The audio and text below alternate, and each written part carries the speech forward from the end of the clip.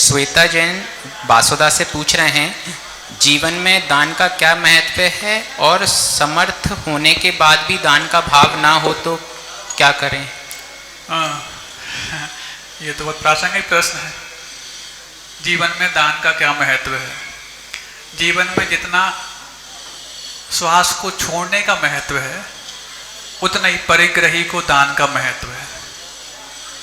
फिर से बोलें, आप लोग कितनी भी अच्छी ऑक्सीजन लेते हो लेकिन एक बार लेने के बाद तुरंत छोड़ने की बात ना आए तो आपके पास रखा हुआ ऑक्सीजन सिलेंडर आपका ही जान ले लेगा। फिर से बोलें, ऑक्सीजन जिसको प्राणवायु बोला जाता है, कोरोना के समय उसकी बहुत किल्लत पड़ी थी और ऑक्सीजन की मारामारी पड़ी थी।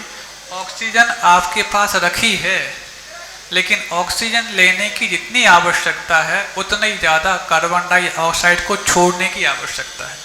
जिस व्यक्ति ने कार्बन डाइऑक्साइड छोड़ना तो स्वीकार नहीं किया, नहीं हमारे पास तो ऑक्सीजन है, हम तो ऑक्सीजन से पूरा काम निकालेंगे, तो ऑक्सीजन भी जानलेवा हो सकती है। ऐसी उस परिग्रह, जिस परिग्रह को गृहस्थ जीवन के कुशल संचालन के लिए आवश्यक होता है, माना गया है, यदि वो परिग्रह आपके पास सिर्फ उपयोग करने के रूप में रह जाए, त्याग करने के रूप में ना रह जाए।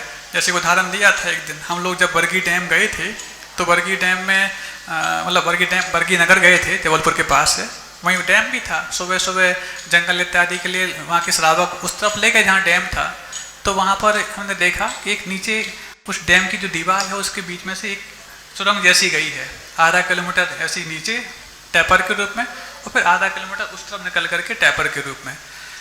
तो उन लोगों ने कहा, बोले महाराज आप थोड़ा सा अवलोकन कर लें यहाँ पर। हमने कहा यहाँ तो अंधेरा होगा, अंदर जाके तो नहीं जा पाएंगे। नहीं, थोड़ा सा बस जहाँ तक उजाला है वहाँ तो आप देख सकते हैं। तो जाके क्या देखा कि अब वहाँ पर तो एकदम से लाखों गैलन पानी जहाँ से ऊपर से जा रहा हो उसकी आवाज़ भी बहुत तेज आती है, तो वो उसका एक अलग ही शोर था।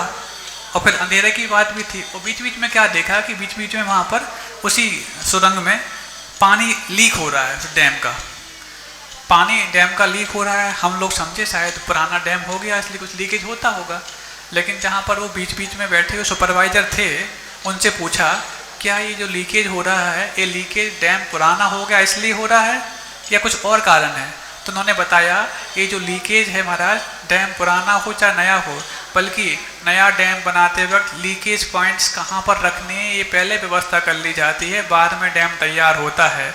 क्यों?